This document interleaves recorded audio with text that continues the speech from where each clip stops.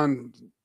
Basically, I don't know. We'll get into it. I have to look up what this kid's name is. No, dude, I know who you're talking about. I cannot put a He name was to in the like face. love movies. Like I think he was in a movie about like working at Target or something with I don't know. Nope, we're not going to No, leave that hanging. We're not going to leave this hanging. I'm figuring it out. Damn, JT Walsh is in this too? I forgot, dude. JT Walsh was getting straight paid. And I Yes. have a really funny thing about Hoffa I just think is great. Uh,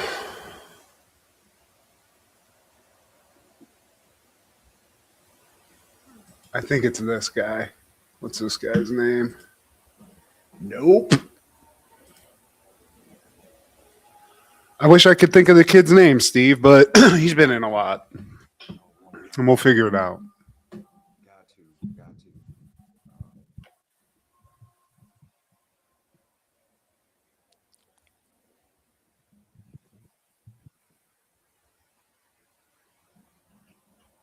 It has to be fucking.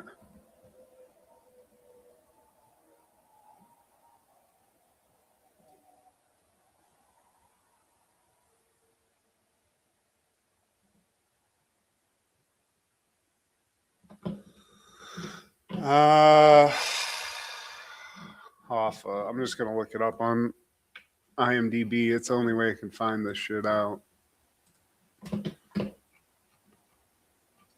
And I didn't know Hoffa was made by fucking Danny DeVito, which is fucking awesome. Yeah, that might be his only directing credit. No, I think he did Death to Smoochie too, if I'm not mistaken. Okay, yeah. His name's Frank Whaley. Frank freaking Whaley. Where do I know him? Yeah, we just got to figure out who Frank goddamn Whaley is. All right, let's get this. JFK. He was in Pulp Fiction.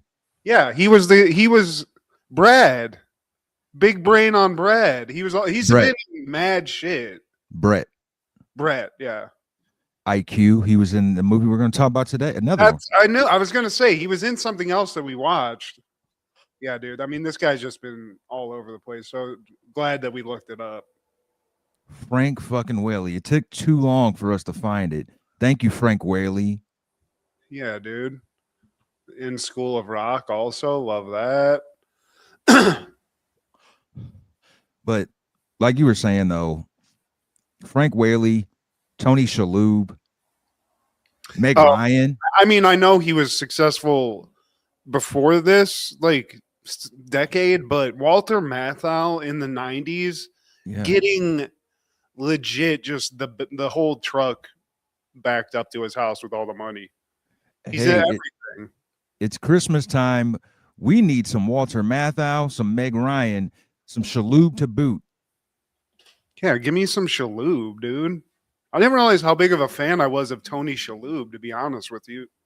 Same. I never watched Monk, not one episode, not even a clip of an episode. But damn, Tony Shalhoub's, though. He did his thing in the 90s.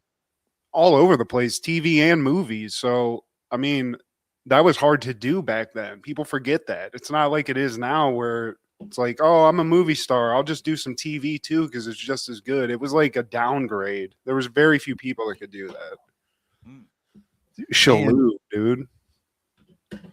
Did you realize that throughout all the movies that came out on Christmas, none of them have absolutely anything to do with Christmas? Absolutely not. I feel like they release the movies about Christmas before Christmas, and the movies that come out on Christmas are just like big ones that people want to go see. But you're right. There's no Santa Claus in any of this, Steve. At least the ones in the 90s. Maybe they've made some since then, but in the 90s, movies on Christmas didn't give you movies that were about Christmas. Yeah, just some iced tea. Couple ices. Yay. Yeah, dude, it's strange. You would think there'd be a few. But I guess the kids are all playing with their new toys and the adults are the ones who want to go see a movie back in the day. So We could have seen 10-year-old us, Steve. We had a pretty good year when we were 10 years old. And I don't know, there's a few good years in the 90s, but just 93 in general, 93. that was a good one. I mean, we could see Walter and Jack be cantankerous with each other. We could have saw the Phantasm, the poster behind me. Oh Yep. man, we could have saw Kurt Russell get down and dirty on the west side, the Wild West. Oh, dude. I mean, I can't wait to talk about that. There's so much to talk about, Steve. Well, hey, Merry Christmas. We need to get into it then. Well, this is Steve G and Mad G with Happened in the 90s, a show where we talk about what happened in the 90s. So get out your Berry kicks and your Barry Sanders kicks, because when you absolutely positively got to kill every mother in the room, except no substitutes. Well, today, my friend, we're talking all things December 25th in the 90s. Merry Christmas, Happy Hanukkah, Happy Kwanzaa. Now I'll be your Huckleberry. Starting off in 1991, Grand Canyon premieres. The fates of several people are randomly intertwining. Their sympathy of each other faces multiple differences in their lifestyles. Directed by Lawrence Kasdan, starring Danny Glover, Kevin Kline, Steve Martin, Mary McDonnell, Mary Louise Parker, and Alfre Woodard. I enjoyed the movie, Steve. And I have two things that I just want to point out about this one. One, strange that the guy who directed Empire Strikes Back, the Star Wars movie, quite honestly, one of the movies people love the most in that franchise, the guy, Lawrence Kasdan, directed that. And then he directed something like this. You know, Luke gets his hand cut off by Darth Vader in the 80s. 91 rolls around, or 91. He just makes this strange people story. It's really heartwarming. And then the other thing I like about this movie, we get a 90s Danny Glover that just warms my heart, Steve. Yeah. Little 90s Danny. Yeah, it can't go wrong, man. And I mean, it's like told in a Pulp Fiction style. Yeah, I there's something about like these, like almost like vignette movies where it's maybe it is like the result of like a Tarantino thing, although this is kind of before that. But yeah, man, Grand Canyon, never heard of it. Not a huge Kevin Kline fan. But like I said, we get that really sweet, just lovable Danny Glover, like what I like to call Angels in the Outfield Danny Glover, where he's just teaching you lessons, Steve. Like when you're sitting on the edge of that Grand Canyon, you just realize just how stupid humans are, man. How insignificant we are, bro. Yeah, just to talk with Uncle Danny, because he's not too old for that shit. But in the following year, in 1992, Chaplin premieres. An elderly Charlie Chaplin discusses his autobiography with his editor, recounting his amazing journey from his poverty-stricken childhood to worldwide success after the ingenious invention of the Little Tramp. Directed by Richard Attenborough, starring Robert Downey Jr., Dan Aykroyd, Geraldine Chaplin, Kevin Dunn, Anthony Hopkins, Mila Jovovich, Moira Kelly, Kevin Kline, Diane Lane, Penelope Ann Miller, Paul Reese, John Thal, Marissa Tomei, and James Wood. They tried, Steve. They wanted you to love this movie. I from what I read, it wasn't very popular, and from what I watched, wasn't a fan. I don't like movies set in this time period. I don't like Charlie Chaplin, but I find it funny that those movies had such a intense story behind them. It's interesting, but I didn't dig this movie very much. You sound like a Gen Zer, Matt. If it was before me, I don't care for it. It sucked. If it happened in my grandparents' time, it was blue. Yep. You're right, Steve. I do sound like that. And you know it. Robert Downey Jr. throwing some potatoes on forks and dancing them around and shit. Steve, you didn't like this movie. I don't want to hear it. I appreciated the movie because, hey, man, Kevin Kline, he's growing on me. Pause. We just talked about him in Grand Canyon, but, it's kind of like who's the guy that you didn't care for? Tim Robbins? Yeah. It's kind of like that with me and Kevin Kline. And the more we do this show, he's not as corny. But, dude, I appreciate it because it's a history lesson in comedy. You know, all the guys that we do care for and like, the Steve Martins, the Martin Shorts, the Jim Carreys, those guys are part of the Charlie Chaplin branch.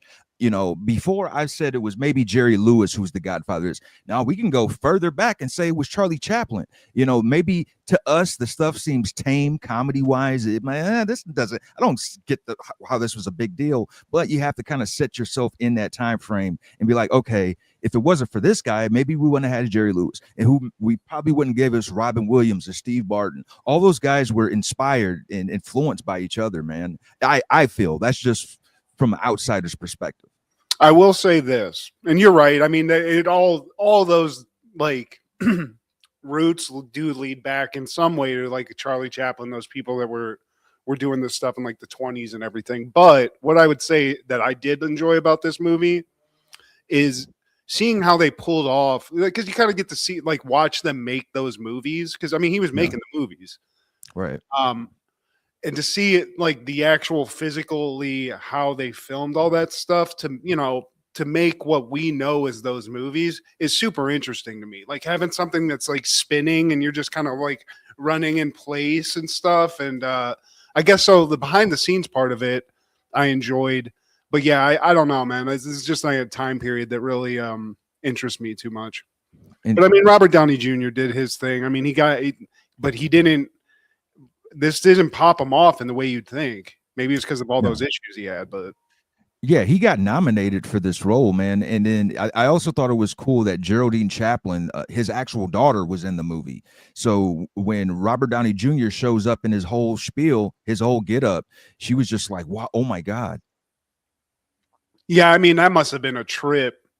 Yeah. And I feel like that's what really the gift of this movie is like all the behind the scenes stuff and like the effort that went into all these like really, I mean, Anthony Hopkins is in this movie, Steve. You know, there's a lot of stars in this. So like, yeah. But for me, snooze fest. Merry Christmas, guys. And on that same day in 92, Hoffa premieres, the story of the notorious American labor union figure Jimmy Hoffa, who organizes a bitter strike, makes deals with members of the organized crime syndicate, and mysteriously disappears in 1975. Directed by Danny DeVito, starring Jack Nicholson and Danny DeVito, Armand Assante, J.T. Walsh, and Robert Prosky. J.T. Walsh again. J.T. Walsh, dude. Also, just Danny DeVito, living legend, bro. All that talent in such a small package. I love that. I love seeing DeVito and Jack Nicholson in a movie together again. Obviously, they were in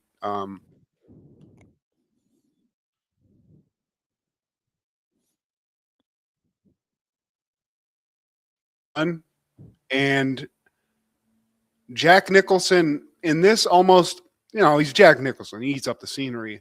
But they made him look like Hoffa, and I feel like he kind of disappears into this role more than he does in like other movies, like Jack Nicholson movies. Yeah. So I love that. But man, the ending of this, because I mean, we don't know how he died, right? Like, this is one of those movies that's hard to like make an ending to. Yeah. But I love how unceremonious this movie ends. You know. I was not expecting that. I mean, obviously, we know how Jimmy Hoffa's story ended. Kind of, sort of, but the way they ended this movie, to me, it was a swerve, man. And maybe I just came into this super naive, but this was the same deal as Chaplin, because Jimmy Hoffa Jr. he hopped up on set just to, you know, pay a visit, and when he saw Jack Nicholson, he came to tears. Well, and like Danny DeVito, something I read about this movie, because like, you know, Hoffa is not exactly like a good guy or whatever. He doesn't like He's not a very popular person if you ask a lot of people. But Danny DeVito was like, dude, this guy's like a hero of mine. So I think Danny DeVito ate a lot of shit for like admitting to that, and sort of like just he didn't like try to eulogize the guy and make him into something better than he was. He just kind of like showed Jimmy Hoffa, you know, like it wasn't like a movie where they were trying to make you feel any sort of like way about him. I guess it's kind of inspiring, but I don't know, man. I think it was like a crazy risk for Danny DeVito to make this and be in it, and Jack Nicholson, honestly, to also be in it. So it shows like maybe they trusted each other, but man, I dug it. and shocker of an ending, man. Shout out to Frank Whaley, the kid, just getting out there and tooling up on Hoffa, dude. And then it's like a magic trick almost. They will never make me hate you, Daniel Michael DeVito Jr. It's impossible, dude. On that same day in 92, Trespass premieres. 2 firemen in a burning building get a treasure map. Stolen gold church items are hidden in a closed-down factory in St. Louis. Once there, they're trapped in by a black gang considering in their territory. This is our territory. Yo, man, what are you white boys even doing in this place? Tiny listers, too. Tiny cleats, dude. He's just walking around in baseball cleats the whole time. Love that. And the guy on the left with the Michael Jackson jacket and the just straight luscious hairdo, he's one of my favorites as well. But Stoney Jackson, Mr. Sexy over there. I mean, he's getting ready to go to a Janet Jackson video once this. But man, Steve, I'd never seen this. Control. God damn. And I love it. This is a great. It doesn't go anywhere. Like it's a one location basically movie. We got Billy Paxton. We got both ices, cube and tea, the whole beverage, and we get a guy, William Sadler, who was in a movie I keep trying to get people to watch. Tales from the Crypt Demon Knight. He was also in a lot of movies. Shawshank Redemption is one I can remember off the top of my head. Die Hard 2. The guy's a legend. Yeah. And this movie's great, Steve. Great action, great ice cubing, great ice teaing. I love it all. And I love this is a character in 90s action movies, usually like street movies, like, where there's some guy in the hood who just has every gun imaginable and could just show up. He's got it all displayed correctly. And in this case, he's dressed like a pimp, Steve. Yeah. And that guy, he's been in a lot of stuff. I feel like he was in Naked Gun. He was like Hot Shots. He was like one of the sergeants in Hot Shots. I know exactly who you're talking about. Yeah. And I always thought he looked like my buddy Todd. I swear. Oh, man. But great movie. Oh man, if you like young Ice Cube, this is perfect. What's his name in this? Savon. Yeah, dude. You were aware of this, right? Like you'd seen this before. Okay. Yeah, it was a part of that HBO. They were promoted on HBO when HBO, one of those times when we got it for free. And I was like, man, this guy Cube and Ice-T. But dude, it also has Art Evans. Speaking of Die Hard 2, the little squiggly voice black dude, because he's the guy that takes off with the goods at the end. Oh, I can't even do his voice proper. But also speaking of Die Hard, isn't the junkie guy Lucky? Isn't he the limo driver in Die Hard? Man, I can't call that. I think it is, bro. Devereaux White. Yeah, it is, dude. He is in Die Hard. He's the Argyle, the limo driver. So a lot of big names in this. And I just love it. It's a simple story. Starts right away. Bill Paxton and William Sadler are firefighters, and it's like a treasure hunt. It's almost like it's like Goonies in the hood with adults. There you go. There you go. Gangster Goonies. Hell yeah. Good. That following year, 1993, Batman Mask of the Phantasm premieres. Batman is wrongly implicated in a series of murders of mob bosses actually committed by a new vigilante assassin, directed by Eric Radomski and Bruce Timm, starring Kevin Conroy, Mark Hamill, Dana Delaney, Hart Bachner, and Abe Vigoda. Abe Vigoda? Yeah, dude. Man, what were you, like 150 when this movie came out? Man, one thing I always like to say about the animated series, and I've been thinking it more because you always have people ask you, what's your favorite Batman? And usually my hip answer is Michael Keaton. But I think my favorite Batman is Kevin Conroy, dude. He's just like, I know he's an animated Batman, but his voice and this specific style of Batman probably is the best iteration and most like pure version of it. and you get Mark Hamill, Steve. Well, on the animation side of the game, it's definitely it's got it on lock, man. And I mean, it is the Michael Jordan of animated Batman. So all the future renditions, man, like you can try, but you're not going to come close. And this is a good one. I mean, we get a full movie on it. It's a little more intense than the show. Phantasm as a villain. I mean, look at him behind Steve. It looks cool as hell, you know? Dr. Doomish. Yeah, very much so. Dr. Doom, a little bit of He-Man, Skeletor. Yeah, a little bit of vibes on that. But yeah, man, dug it. It doesn't get as many props as just the cartoon in general. I don't know why this movie doesn't get like held up a little bit more, but you know, for an animated movie, especially in the 90s, you were going up against Disney and stuff, non-Disney stuff. This is pretty good, man. This is almost as good as it gets. And on that same man, okay, I see you future what do you call it? Little segue, a mistimed segue, Steve. Damn it, I can't, words are hard sometimes. But on that same day in 1993, Grumpy Old Men premieres. I did another one of those, directed by Donald Petrie, starring Jack Lemmon, Walter Matthau, Anne Margaret, Kevin Pollak, Ozzie Davis, and Daryl Hannah. As far as movies, this one, I don't know, for whatever reason, just like it's very special to me. All my family loved it. I feel like everyone loved this movie. I don't know anybody that didn't like Grumpy Old Men. And shout out to what is the old man's name, Steve? Who's the Penguin? Burgess Meredith from Cleveland, Ohio. Let me show you how to hide the cannelloni. I love Burgess Meredith as just the dirtiest of old men, Steve. So, yeah. Grumpy Old Men. It's spy versus spy with old men. It's perfect. It's got Matthau and Jack Lemmon. Like, you know, before we had Martin Short and Steve Martin, like they were the guys. You know, and Margaret. These people were probably all hanging out 30 years before on top of Hollywood. And now they're still on top of Hollywood, Steven. To be honest with you, Anne Margaret in this movie, she could have gotten it. Definitely. And I feel like this was a surprise hit. The way people were coming out in droves to watch this movie. I don't know if this was expected, man, because it warranted a sequel, and that did numbers.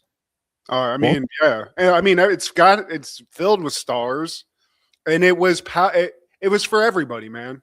My parents loved it because they knew these people and they enjoyed the jokes as much as anybody. And us kids who didn't really know exactly who Walter Matthau was or who these people were, it's just a fun movie. They're playing pranks on each other. They're fucking each other up.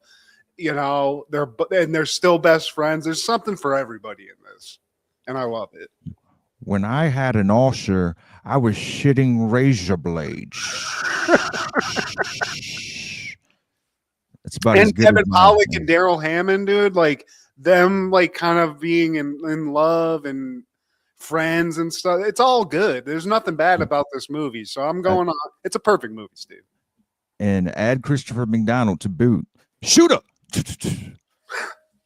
Then on that same day in 93, Tombstone premieres. A successful lawman's plan to retire anonymously in Tombstone, Arizona, are disrupted by the kind of outlaws he was famous for eliminating.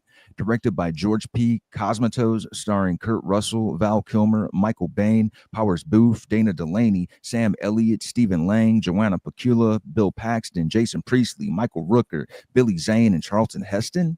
Damn. Every man in Hollywood was in this movie, Steve. This is a testosterone. This is for the boys, Steve. This got me fired up as a kid, and I hate Westerns. This made me love Westerns. It's maybe for me, my favorite Val Kilmer performance, period. Really? Such a pimp. It's also my favorite Michael Biehn performance. Him as Johnny Ringo, definitely the most badass cowboys I've ever seen in a movie. Love him in that. And yeah, dude, it's a powerhouse. And I think now as an adult, I loved it as a kid. I can still watch this movie. It's got style. I love it. It's crazy when you find out how how many problems they had making the movie. It was a disaster. I think the director was a lunatic. So basically, Kurt Russell directed this movie without getting credit for it and was like integral to this movie getting finished. Like he would do rewrites and they would just like, they made the movie in spite of the director, it sounded like. Yeah. And I mean, this didn't turn me on to Westerns. It just turned me on to this one. Yeah, but this is my favorite. Honestly, dude, this is my favorite Western, and like everybody in it kills it. Everybody in it plays a character who's super cool. Even the ones who kind of get bitched at, like oh, we've been talking about them all for recently. Rednecky dude, JT Walsh. No, fuck, man, I hate that I can't remember names. But just any like even the bit characters in this movie. They get their time and they're played by good actors and everybody just nails it, dude. But to me, the conflict, and they're not even the main characters, between Val Kilmer's Doc Holliday and Michael Bihn's Johnny Ringo, it's like Magneto and Professor X. It's one of like the best verses. Counterpart. Yeah. What are you talking about? Sam Elliott? No, I'll find it. But also shout out to Billy Zane, who's in this as like a foppish actor, and I always thought that was funny as hell. Billy Bob Thornton is who I'm thinking of. Oh, I was going to say that, but yeah. Smoke that skin wagon and see what happens. Yeah. There's so many good lines, Steve. The guy, the little like the guy who's constantly getting bitched out, that's in the Cowboys. And he's like, I'll cut your goddamn pimp's heart out. And he bitch slaps the bartender in the bar in one scene. I forget his name, but that guy is my one, Ike Clanton. That Ike. He's constantly being bitched out. And he's a very good example. I don't know who the fuck Stephen Lang is who played him, but everyone nailed these characters, dude. The only thing I don't like in this movie is the love story, which I feel like is unnecessary. But I guess it's Hollywood. You have to throw some of that in. But yeah, you talking about the bitch that was strung out on opium? Well, both of it, because he had his wife who was strung out on opium, and then like the actress who he was like in love with, who he eventually like goes away with and runs off into the sunset with. I just felt it was kind of unnecessary, but yeah, man. Tombstone, I'd put it up there. There's only a couple that I like as near as much as this, but this is it, Steve. I defy you to find a better Western than this. And that following year, 1994, IQ premieres. A mechanic romances the mathematician niece of physicist Albert Einstein with help from him and his friends. Directed by Fred Schapisi, starring Tim Robbins, Meg Ryan, Walter Matthau, and Charles Durning. Here comes love interest. You want to stoop my niece? At first, I was like, man, why did Matt leave this shit on the list? And then I watched it. It's like, man, you know what? It's actually, it's a fun love movie, dude. I also just love seeing Albert Einstein just having fun, man. Riding motorcycles with Tim Robbins. It's goofy. Yeah. But I enjoyed it, man. I remember this one. This is something I'm pretty sure my parents like just rented and I watched with them. But I remember walking away just not being mad at it. And when I watched it again, it's a Matthau joint, Steve. Another Matthau joint. The man's got like 3 in Christmas in the 90s, man. Like he must have been buying a lot of presents, so he just had to, every year he's just like, I'm fucking making another one of these pieces. Yeah, man, I love it. He's the cheat code on Christmas. But on that same day in 1994, The Jungle Book premieres. Rudyard Kipling's classic tale of Mowgli, the orphan jungle boy raised by wild animals, and how he becomes king of the jungle. Directed by Stephen Sommers, starring Jason Scott Lee, Carrie Illes, Lena Headey, Sam Neill, and John Cleese. Steve, I thought Jason Scott Lee was another child of Bruce Lee. He looks the part. I mean, he played him. I mean, I apparently reading about this movie, he also is a master of Jeet Kune Do, which when he played Bruce Lee, he had to learn. So I found that kind of fascinating. But I'm a fan of the Disney cartoon. I don't like the live action ones. They've tried to do live action a bunch of times with Jungle Book. I find it kind of terrifying, to be honest with you, all these like live animal looking things. But, you know, it's the Jungle Book. The story's good. If you into it, I'm sure you'd like this, but it wasn't. I just don't like the live action, man. I like the art of an animated movie. Yeah, I need my animals talking in Jungle Book. That's one of my biggest gripes of this one. Like even in the most modern one, I think 2016 or 15, at least the animals were talking. Yeah, exactly. And that's what I'm saying. It's almost like terrifying. Like I'm terrified of big cats, Steve. So this is a struggle for me anyway. But you know, it is what it is. It's one of those things where it almost just seems like, why'd you have to make this when the animated one's almost like perfect and what everyone loves? But you know, I guess every couple of decades you just gotta give it a shot. Put the dust off of it. This was actually Disney's first live action remake. I wonder, like, because it wasn't that successful. So I wonder what this thing is where they think like it's a good idea to keep trying to do this. Because I feel like it never really works. You know, yeah. I find that like every one of the ones that I've tried to give a shot that Disney's done recently, it's just not as good as the animated one, which is like universally loved and thought of as like these pieces of cinema. It's like, what are you trying to put yourself out here like this for? But yeah, you're right. Shout out to Jason Scott Lee though, dude. Like that guy is he looks the part. He's great in this movie. He's really, you know, I feel like all the actors are great, but it just doesn't make sense that they're doing this live. I don't know. Well, there was a point where I thought Jason Scott Lee was going to be the next, I don't know, action. He was going to be on par with Bruce and Sly and those guys because he, like you said, he looked the part and he could actually beat your ass on some Michael Jai White shit. So. Yeah. Like, I don't know if this was something on his part. He was just like, yeah, I'm kind of cool on acting, or what happened? Like, I just expected to see the guy in more movies. Yeah, hell yeah, dude. I did. That is crazy. I didn't even like think of that because he really, after like what we've talked about and mentioned in this, like there was nothing. Like I haven't looked at the guy's catalog of films, but that is wild because he literally is like the second coming of Bruce Lee. Yeah, like, dude, I don't know what happened, man. Maybe he just decided to leave the Hollywood game alone. But that following year, 1995, 4 Rooms premieres, 4 interlocking tales that take place in a fading hotel on New Year's Eve, directed by Allison Anders, Alexander Rockwell, Robert Rodriguez, and Quentin Tarantino, starring Tim Roth, Antonio Banderas, Jennifer Beals, Paul Calderone, Sammy Davis, Valerina Golino, Madonna, David Proval, Iona Sky, Lily Taylor, and Marissa Tomei. Again with Marissa Tomei. Yeah. I ain't mad at it. Tomei. I came into this movie because I was a fan of 2 directors, Robert Rodriguez and Quentin Tarantino. And when I found out they were involved in this, I was like, oh, I found this like great surprise, like nobody knows about. But I don't really think this movie is that good, Steve. I find that the ones that aren't directed by Tarantino or Robert Rodriguez, I don't enjoy that much. And even the one like the only one I really like is the Tarantino one. I think it's just because it's wacky as hell. You know what I mean? And that's the one with Bruce Willis, right? That's the one where they're cutting off fingers and stuff. They're like doing the bet. Very Tarantino. And Robert Rodriguez, his was the one with the little kid smoking the cigarette and doing all that. I think, yeah. But dude, the first one though with Madonna, they showing tit and nibbles, baby. I mean, for sure. I mean, there's that.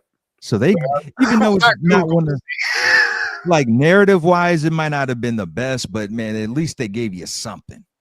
And there is something about this, and maybe it is a Tarantino effect, but there's a lot of these movies in the 90s that are like vignettes, where it's not like a cohesive, like one story, one group of actors. It's like collections of these smaller stories that they put into a movie. It's like it's like a collection almost. It's a collection of vignettes together with, like, in this case, Tim Roth, who I love in the movie. Tim Roth is fantastic in the movie.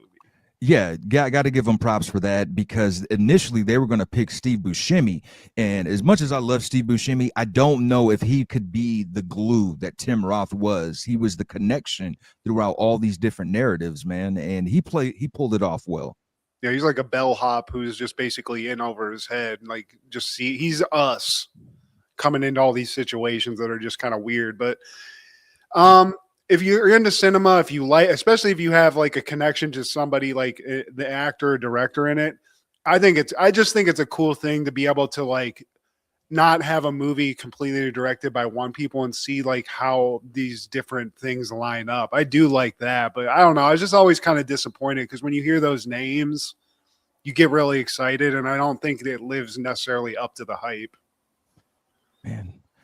But you want to know who probably didn't watch this in 1995, though, Matthew? Probably American singer and actor Dean Martin, and that's not Amore. That's summer daddy. Dean Born Martin. and raised in, I love this dude. Did you? What do you think of the Rat Pack, Steve? What do you think of that? I mean, they were. I feel the first of that. You have other famous collectives that are kind of like the clique of Hollywood. You have the Get Pussy crew. You have that whole John Hughes collective, the Brat Pack. So I feel like these guys, they were the original Generation X, the original NWO. I love that. That's a shirt, Steve. The Rat Pack with NWO sprayed all over it. Hell yeah. New world order. But yeah, they kind of set the blueprint, man. We're a band of brothers. We're good friends, and we're gonna do some work together. We're gonna do some music. We're gonna make some noise, man. You know, let's. So what did Raekwon say in Cream? So I got with a sick ass click and went all out. That's how I feel about the Rat Pack, man. Shout out to Autumn. It's some players, man. Dean, Frank, Sammy. Come on. That is the original Get Pussy crew, Steve. I think you nailed it. I'm trying to tell you, man. Born and raised in Steubenville, Ohio. Go Ohio. Dean Martin, man. You make us proud. Dino. Man. In that following year, 1996, I'm Not Rappaport premieres. Two old men, a white former radical, and a black retired janitor strike up an unusual and funny friendship on a park bench in New York, where they deal with family, drug dealers, and the pitfalls of age. Directed by Herb Gardner, starring Walter Matthau, Ozzie Davis, Amy Irving, Craig T. Nelson, Martha Plimpton, and Boyd Gaines. Banger, Steve.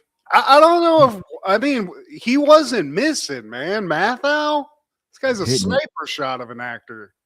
Hitting it on Christmas. And Ozzie Davis, again, this is another one of his. He was in Grumpy Old Men. And Craig T. Nelson plays a drug dealer. That alone. Oh, coach, pushing that powder? What? Pushing rhymes like way. Yeah, dude. Also from Half Baked, Guillermo Diaz is in this. Yeah. Fuck you. You're cool. I didn't expect to like this movie, but I love this movie, and I want to be Walter Matthau's character in this movie when I'm old. A guy who's cool with lying, a little bit, just for the greater good. And this is what I want to be, Steve. This is what I'm aspiring to be as an old man. Oh, I'll be Ozzie Davis, just not as cantankerous. But I think that there's some charm in having movies starring old men. And for me watching this, man, Ozzie Davis character, he kind of reminded me of my great grandpa. So it was, it was very endearing, man. I wish I had a grandpa like this. My grandparents were not as fun as these people. I know Ozzie Davis is a little cantankerous, but man, I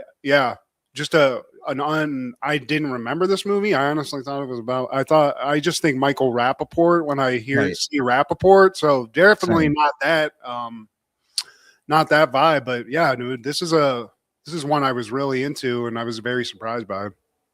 And on that same day in 1996, the body of American child beauty queen JonBenet Ramsey was found in her family's Boulder, Colorado home. Her murder remains unsolved. Her brother did it. Spoiler alert. Yeah, I think that everybody's figured it out before the cops did. I forgot this happened on Christmas. That's insane. Yeah. Crazy tragedy, weird situation. I loved how South Park handled it because for a while we thought the parents did. Right. I think that was the consensus.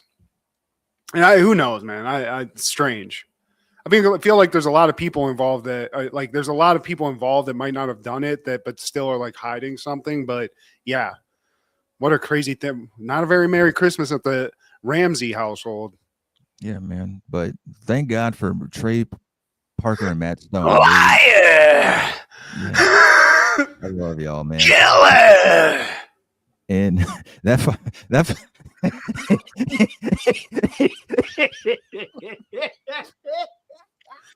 Liar!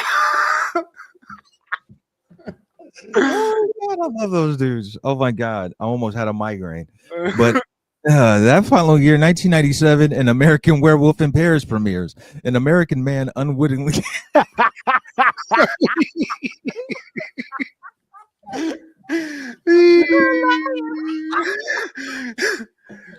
Oh my God, oh man. All right. An American man unwittingly gets involved with French werewolves who have developed a serum allowing them to transform at will. Directed by Anthony Waller, starring Tom Everett Scott, Julie Delpy, Vince Valouf, and Julie Bowen.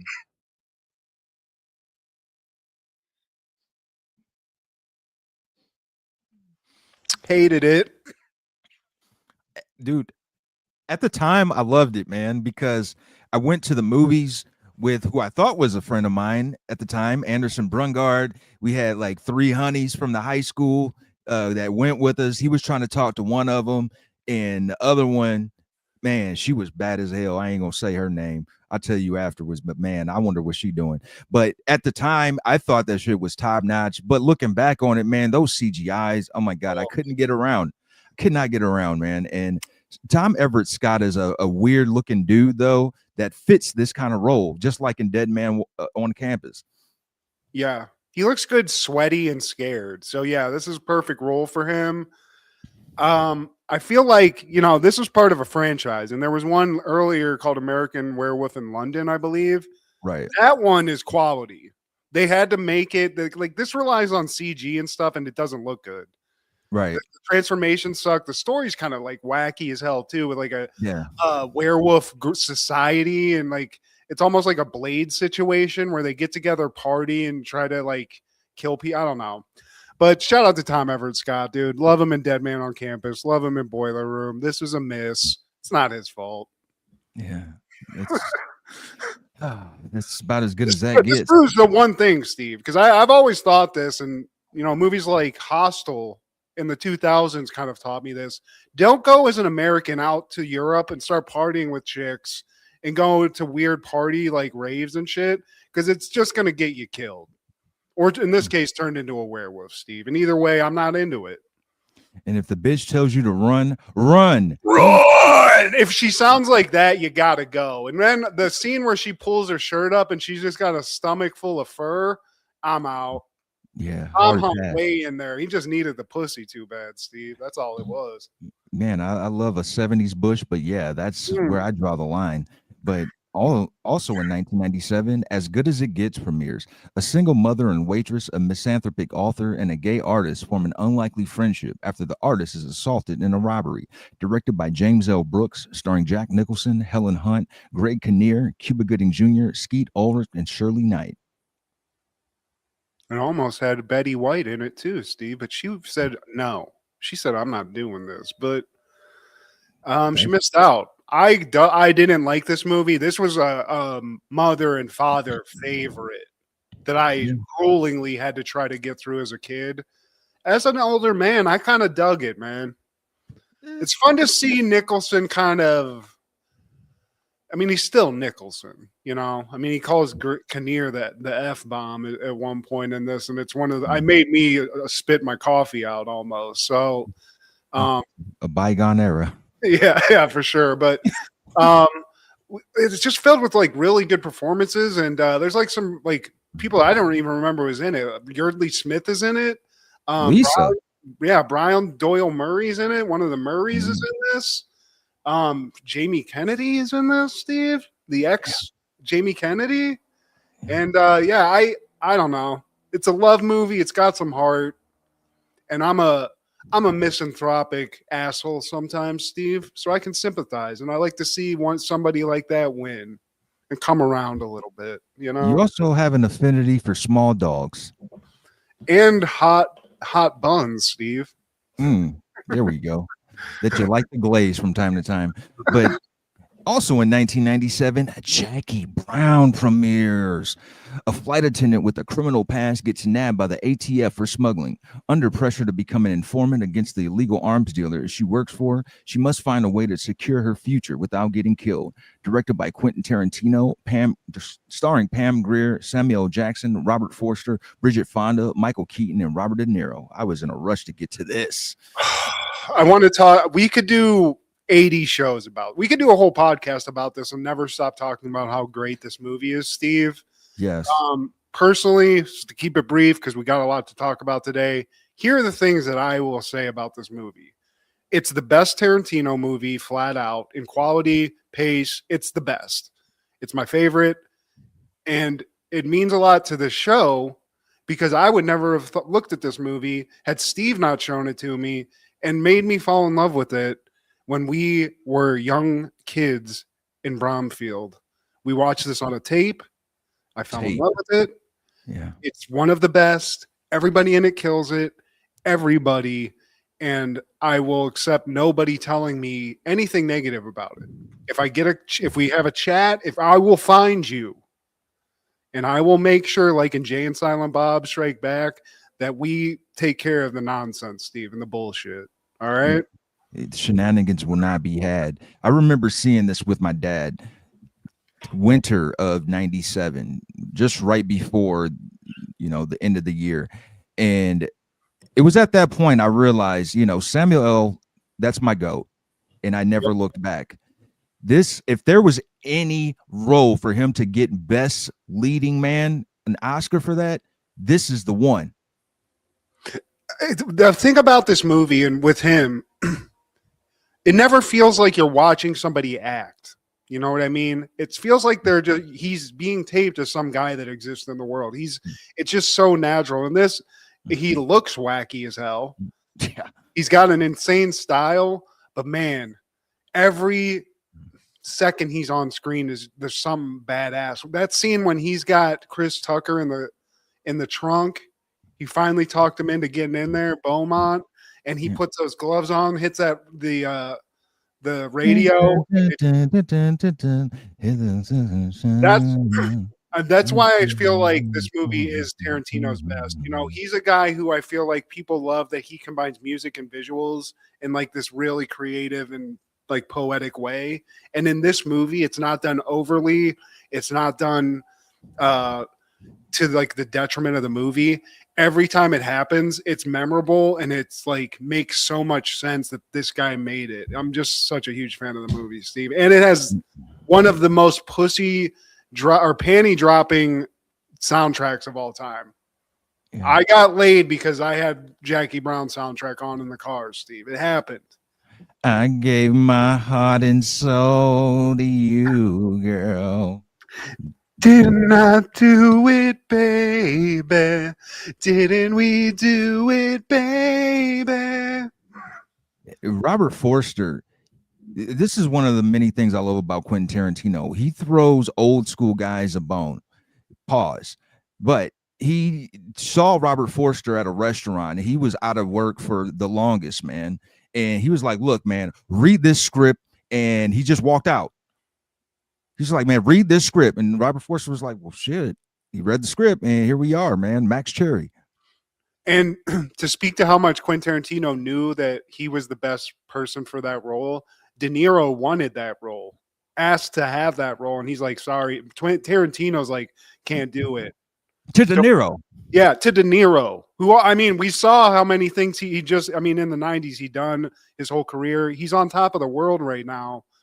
But his role in this is one of my favorite De Niro roles. Same. So he pulled it off. And I think this movie is it's a great caper movie. If you just want to watch that, it's a great love movie and like a tragic love story between these two older people who are kind of like at the same point of just, shit's not really kind of going in the way that they had dreamed their life is. And they're just like settling, Jackie and Max Cherry. And it's just like this crazy love story that's hidden in this caper movie too. I love it, dude. It feels like a gun pressed up against my dick. How many times do we say that in It won't stop saying it. See, I get high at night. Man, yeah, I just thought she'd give you some pussy or something, man. I know Melanie. She's gonna be Melanie. Yeah. Well, you couldn't just slap her? Is she dead? Is she dead? Hey, man. Back off, man. I love that De Niro gets pissed off. Like, there's a signature De Niro mad at a broad move where he's like, "Oh, fucking." It comes from a real place. I feel like, Steve. Very method. Oh man, but yeah, dude, Jackie Brown will forever. It's my favorite movie, on top of being my favorite Quentin Tarantino movie, which is saying something because he's made a lot of great movies that I love a lot, but Bait Club somebody that thinks otherwise because I got a lot of points. And got a lot of punches. On that same day in 1997, The Postman premieres. A nameless drifter dons a postman uniform and bag of mail as he begins a quest to inspire hope to the survivors living in a post-apocalyptic America. Directed by Kevin Costner, starring Kevin Costner, Will Patton, Lawrence Tate, Olivia Williams, James Russo, Tom Petty, and Giovanni Ribisi. I always loved saying that. Ribisi. And Tom Petty, Steve. Tom Petty makes a cameo in this as well. I don't know if you totally said that. I totally said it. Okay, my bad. Yeah, I mean, here's my philosophy with Kevin Costner. Let him act, man. Guy can act his ass off. Don't let him be the director? creative director of anything. Because this movie is not. It's a great idea, premise, not pulled off well. And there's not a lot of Costner fronted movies where he's directing that I actually like, to be honest with you. Yeah, I saw this was 3 hours damn near, and this is the one movie on the list I voluntarily decided to sit out. I started watching it and then I stopped watching it. As much as I love Lawrence Tate, Giovanni Ribisi, Kevin Costner's cool, but this is basically Mad Max mixed with Dances with Wolves. This is post-apocalyptic Dances with Wolves. Yeah. There's no government. He kills a guy with a postman uniform, and that's all it is, basically. And then he's like, I'm a postman. The government exists. And then that's it for 3 hours, Steve. Yeah. And there's some good war shit, but it's not I don't know. The villain in it's very good. He's a guy who I've seen a lot, and I don't remember his name. I think his name's Bethlehem in the movie, but yeah. But I don't know. This movie flopped, and I think it was a huge embarrassment for everybody involved in it. And there's a reason. It's just not that good. I mean, and didn't this come off the heels of Waterworld, Steve? Yep. So I mean, this guy was just tanking. I guess he just wanted to spend a lot of money. And they just kept letting him direct. But also in 97, Wag the Dog premieres. Shortly before an election, a spin doctor and a Hollywood producer joined efforts to fabricate a war in order to cover up a presidential sex scandal. Directed by Barry Levinson, starring Dustin Hoffman, Robert De Niro, Anne Heche, Dennis Leary, Willie Nelson, Andrea Martin, and Kirsten Dunst. I love this movie. I even loved this as a kid. I think I was always sort of conspiratorially directional. And this movie is it's fantastic. It's almost like it's happening right now, Steve. Strange. Yeah, man. The premonitions. And Anne Heche, I feel like we've talked about her a couple times recently. And, Dennis Leary, I could have done without, but yeah, somebody had to fill that role. But this is my first time seeing it. Dustin Hoffman, he did get nominated, as he should have been. And I was pleasantly surprised. It's kind of apprehensive about watching the movie. Yeah, I mean it's a political thriller. So it's basically they have the FBI, which I think is what De Niro works for, but they're trying to cover up this thing with the president. So they hire this Hollywood dude who's Hoffman. And he's very Hollywood. He's tanning. He looks kind of like George Hamilton in it. Robert Evans. I think that's who it was based off of. Probably. That definitely tracks. But yeah, man, I love it. It's still very timely. And I love the idea in the end of this movie, because spoiler alert, obviously, Hoffman, he's at the end of this movie, he's like, hey man, like I want credit for this. Like I want people to know that I did this. And De Niro, who's like the G man, and it's like, that's not how this works. No, yeah. You can't get credit for this. Like you did it. So good job. But they have to kill his ass because he's going to tell everybody he was involved. Yeah. And then eventually we find out that he eliminated himself. Basically, he got a heart attack, I think, and then he's out the game. He's out the paint. Yeah, but great movie. I'm pretty sure people involved in the government now possibly have watched this as some sort of epiphany moment to how to get out of this Epstein thing. But yeah, dude, another one where De Niro's kind of playing. He's not the De Niro that we know with he's not the gun-toting like thug, tough guy. He's more of like a chess guy. He's sort of playing everybody the pieces how they need to be played. It's interesting. And that following year, 1998, a civil action premieres. At the risk of bankrupting his firm and career, lawyer John Schlitman takes on a case involving two companies responsible for causing children to be diagnosed with leukemia due to the town's contaminated water supply. Directed by Steven Zaillian, starring John Travolta, Robert Duvall, James Gandolfini, Dan Hedaya, John Lithgow, William H. Macy, Kathleen Quinlan, and Tony Shalhoub.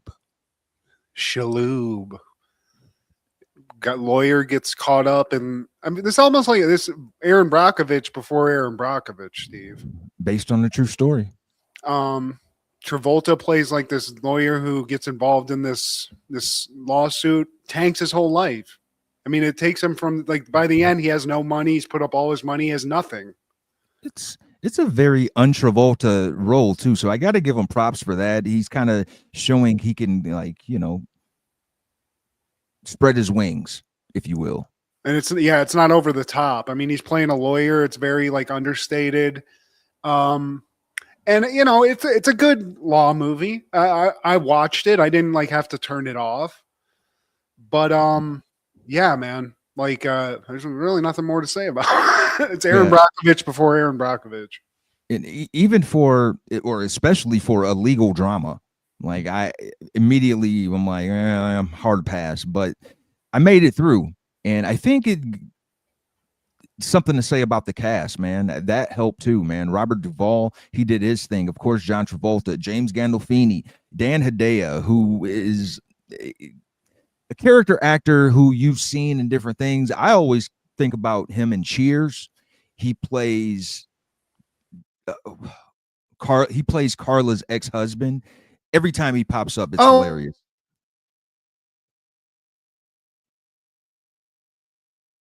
I don't know, man. You cut out, so whatever you're saying, I don't know. Sorry. I'm back. Yeah. Yeah, it's just crazy how many stars that they're packing into these Christmas movies. Maybe it's because they are Christmas movies and they know people are going to come out, but I think that's what does elevate this. But from just being some sort of just a boring procedural movie to, it's got some heart to it.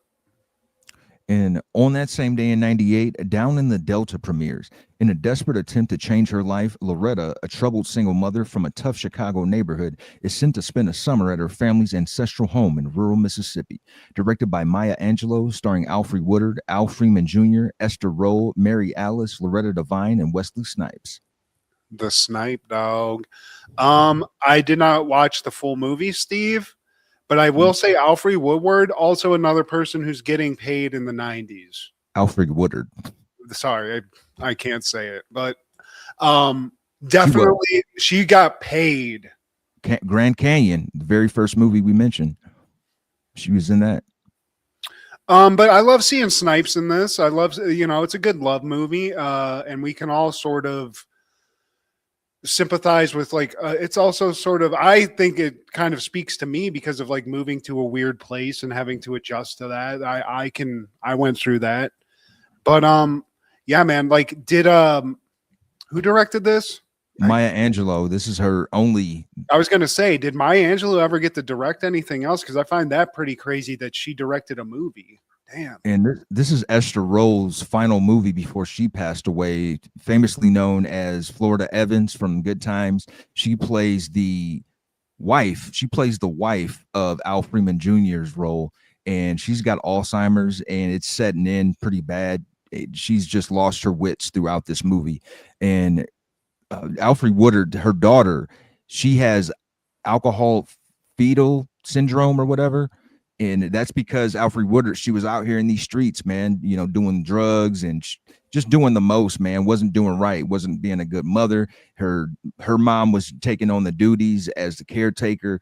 And the mom, Mary Alice, man, she has just reached a boiling point where she's like, you know what, I'm going to send you back home to our roots, Mississippi. A lot of this hit home, man. It's close and personal because I was raised by my grandmother, and Mary Alice, whenever I see her on anything, my grandmother is the first thing that comes to mind, man, because she actually kind of looks like her, the way she acted, a lot of the things, man. She was big on education. She was in a different world where, she was one of the professors. And, I see a lot of my grandmother in Mary Alice as well as her roles. And, great acting, man. Obviously, you got Wesley Snipes in it. He plays her cousin, and he went the right route. He went to college, got a good job, and he's coming back home to visit Mississippi. And, it really was a coming of age movie. By the end, Alfre Woodard, man, she's doing better in life. It's hopeful. It ends with a sense of hope. Yeah. That's very cool, dude. But yeah, man. On that same day in 98, The Faculty premieres. When Casey Connor, Harrington High School's newspaper photographer, witnesses the murder of a nurse and sees her alive again, he decides to investigate the bizarre happenings. Directed by Robert Rodriguez, starring Jordana Brewster, Clea Duvall, Laura Harris, Josh Hartnett, Sean Hatosi, Famke Janssen, Ursher Raymond, Robert Patrick, B.B. Newworth, John Stewart, and Elijah Wood. Love this movie. Robert Rodriguez. Strange that he made this. It's very un-Robert Rodriguez at the time. But yeah, lots of love. You get Elijah Wood, pre-Frodo. We get the goth chick that was goth and everything, who freaks me out. And then you get Jordana Brewster, Steve, who is like the prototypical just hottie of the 90s to me. And we also get Mr. Kroger from Seinfeld. We just talked about him last week. Mr. Kroger, George's boss. Yeah. Yeah, wait. He's one of the. Oh, yeah, he is. He's one of the teachers, man. And ironically, that guy, he was from Ohio. He's from Cincinnati, where he was born, and like he died in Montgomery, Ohio. Okay. Sad story with that guy. His real name is Daniel Von Bargent. Mr. Kroger from Seinfeld, man.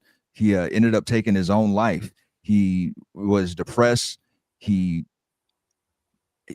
reported his death, unspecified long illness, but he had, he shot himself in the temple in a suicide attempt. And I don't want to divert too far from the movie, man, but yeah, that was his story. And I did not expect this movie to be as great as it was. I had never seen it growing up. And I just saw Usher on it. I was like, man, they got Usher on it. This shit is some Tubi before Tubi. But no, man, he didn't even have that big of a role in it. John Stewart was in this, in a change of pace for him. Like, I usually see him in some comedic stuff, but this was different, man. And then, dude, I don't know what it is, but B.B. Newworth just does it for me. I love her as Lilith. Maybe it's, but I love Dark White Girls, man. And I'm watching this. I was like, man, I would have fell for all of those baits that like every time. Damn, that woman is of course. All the chicks in this at the time were, I was just like, except for the goth chick who freaked me out. Yeah. But yeah, dude. I feel like what this movie really to me is that it's like a modern retelling of that John Carpenter's The Thing, where you don't know who has this monster inside of them, and there's constantly like trying to figure that part of it out, and then it just turns into a great creature feature with like a crazy alien, a chase, and the special effects for the time were not terrible either. They weren't terrible.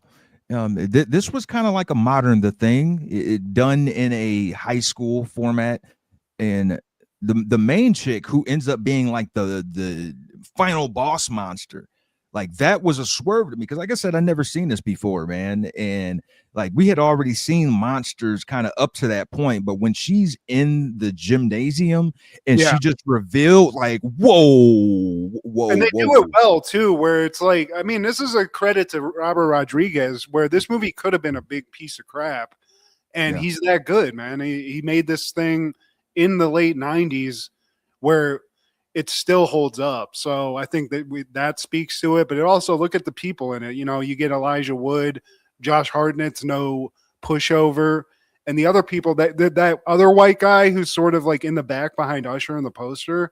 That guy's a huge name. Like, he's in a lot of stuff too. So dug it. I saw this as a kid. I remember loving it. And I'm glad you liked it too, dude. Shout out to Robert Rodriguez. And Robert Patrick, man. It was at T1000, T2000. Like, he's a perfect guy for this, man. Like, Robert Patrick knows how to do this kind of thing. I can't put a name on it, but he's another guy, dude. Legend. And I think he had a little bit of trouble. It's good to see him back in the spotlight a little bit now in modern times. But yeah, he's great in this. And on that same day in 98, Hurly Burly premieres. Hollywood movers and shakers dissect their own personal lives when everything seems to clash together. Directed by Anthony Drazen, starring Sean Penn, Kevin Spacey, Robin Wright Penn, Chaz Palminteri, Gary Shandling, Anna Paquin, and Meg Ryan. Again with the Meg Ryan. Hated it. I hated this movie, Steve. I don't. This is the quintessential let's make a movie about Hollywood movie. And even Sean Penn couldn't save this, in my opinion. With Kevin Spacey, 90s Kevin Spacey, you know, let's Chris Benoit him from this point. He looks crazy as hell in the movie. He's got like blonde like tips. It's Slim Shady ass Kevin Spacey. I don't know. I tried. I really did. I was like, there's got to be some reason that this movie came out, or like, it's got to be something, right? And it just isn't, you know? Yeah, man. But it's unfortunate, man, because look at the cast. But on that same day in 98, Patch Adams premieres. The true story of the heroic hunter Patch Adams, who's determined to become a medical doctor because of his desire to help other people. He ventures where no doctor ever ventured before, utilizing humor and pathos. Directed by Tom Shadyac, starring Robin Williams, Monica Potter, Philip Seymour Hoffman, Bob Gunton, Daniel London, and Michael Jeter. I mean, do you want to cry, Steve? Because that's what this movie makes me do.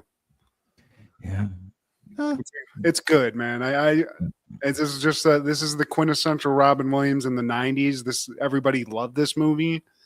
I forgot about the aspect of it where he was in a mental institution, and that's how he kind of like found his calling. I forgot about that. But all the scenes with the kids and just how, you know, Robin Williams getting to be Robin Williams in this movie in this very like heartfelt way.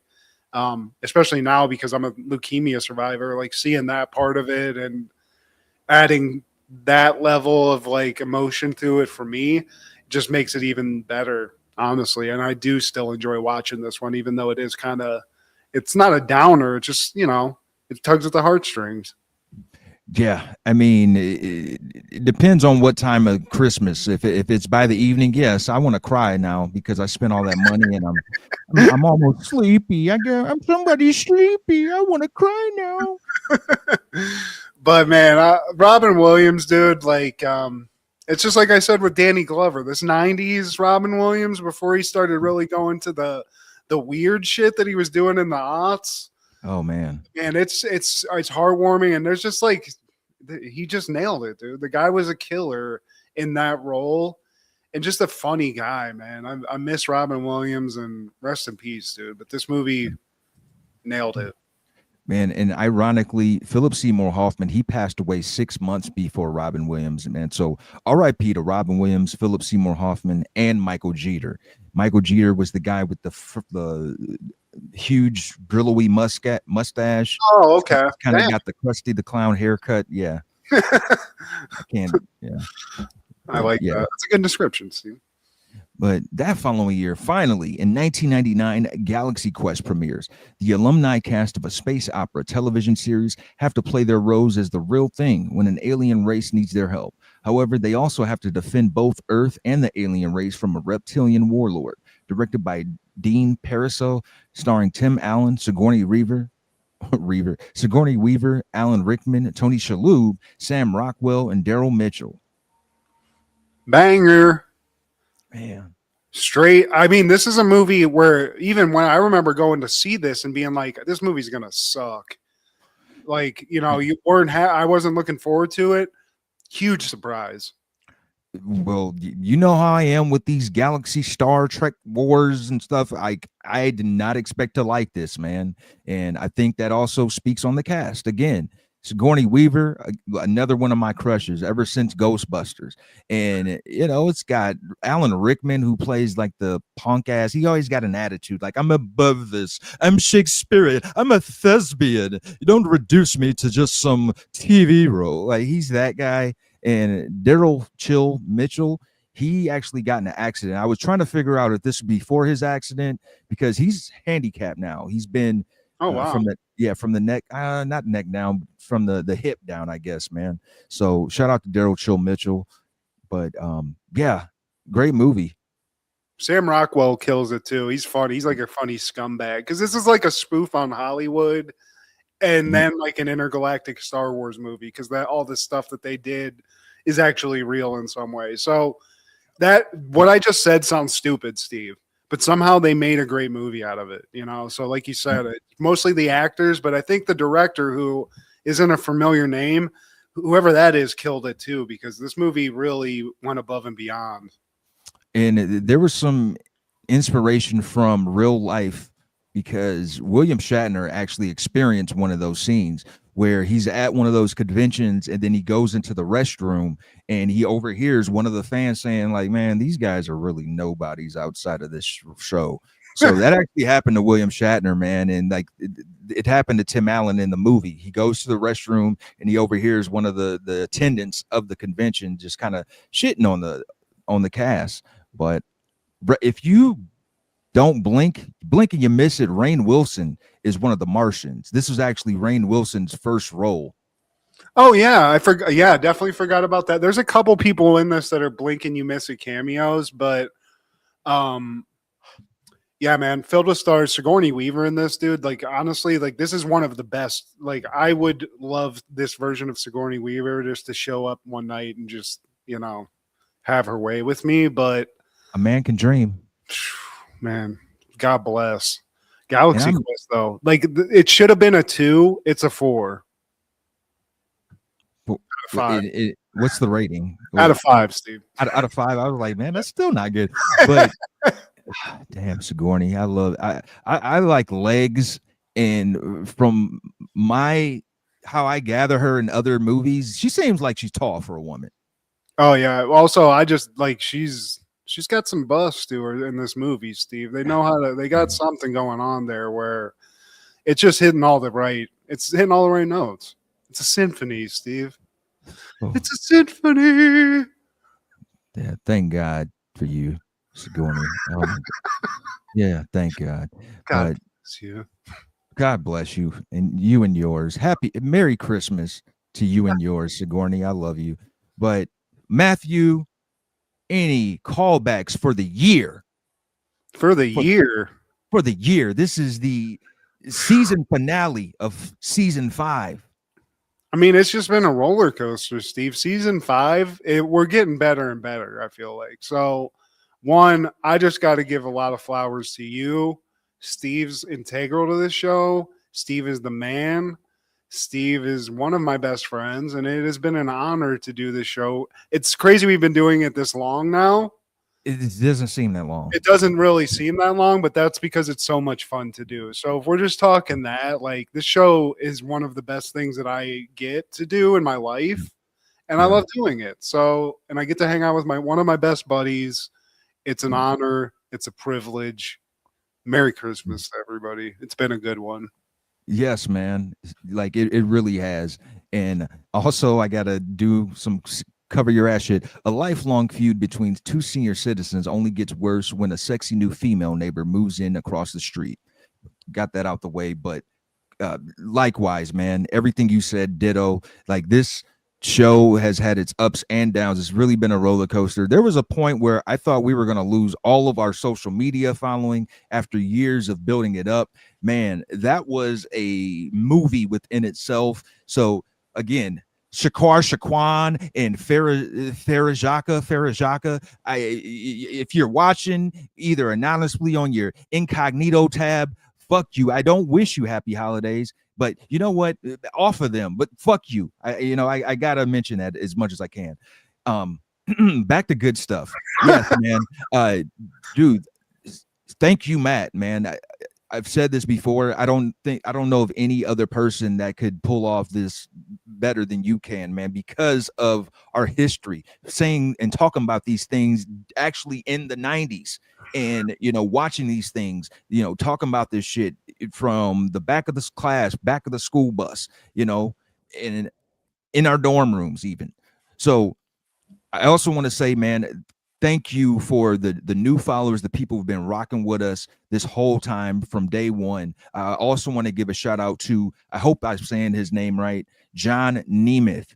I've been wanting to do this for a while, man, but this is perfect time, man. Merry Christmas to you and yours, man, because you've been very loyal to our show, man. You like throw us a DM from time to time, and he's like, hey, man, like, I just saw the new episode, just really giving us props, man, just showing us love, man. John Nemeth out in Philadelphia, man. Please continue to love, man. Please continue to spread the word. And again, I can't say thank you enough, but season 5, man, we're heading into season 6, man. Just next week we'll be in season 6. Who could have thought, Steve, from the lowly season 1 days where we're just 2020 came, it was 2020. 2021. Terrible year. 2021. We're coming out of a terrible year, still in a terrible year. Look at us now, Steve. Dude, we started a day after the riots. Yeah, spiritually it wasn't a lot of good happening, and we just needed to bring that to the world, and now we're just continuing that. So it's wild that it's been that long, but it's that the fact that it doesn't feel like it's been that long means something, because we're just having a really good time doing it. Definitely, man. And thank you for being along for the ride. Please like, share, subscribe, and comment. Please tell your sister that I'll be a huckleberry. Check out Food Show Fanatics as well as Crushgasm every Wednesday with Kendra G, our guy Clark the Shark on Podcastle, and Wrestling with Ronzilla on TikTok. This is Steve G and Mad G with Happening in the 90s. La la la la la la la la la la la la la la. Love it.